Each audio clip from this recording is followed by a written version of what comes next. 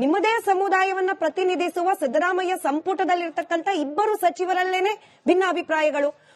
MB. ಪಾಟೀಲ್ರ ಉತ್ತರಕ್ಕೂ ಹಾಗೆ ಈಶ್ವರ್ ಖಂಡ್ರೆ ಅವರ ಉತ್ತರಕ್ಕೂ ವ್ಯತ್ಯಾಸಗಳು ಕಂಡು ಬರ್ತಾ ಇದೆ.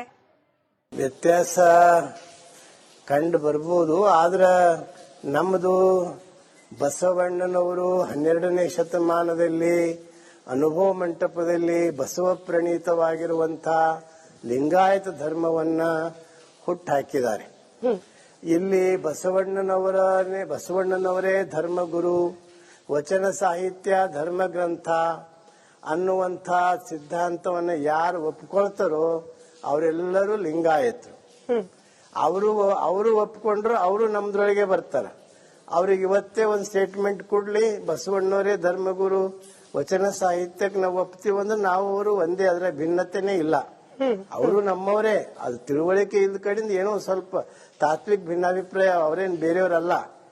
ಆದ್ರೆ ಒಂದು ಸಿದ್ಧಾಂತ ಬಂದಾಗ, ಒಂದು ತತ್ವ ಬಂದಾಗ ಬಸವಣ್ಣನವರು ಸ್ವತಂತ್ರ ಧರ್ಮವನ್ನ ಕೊಟ್ರು.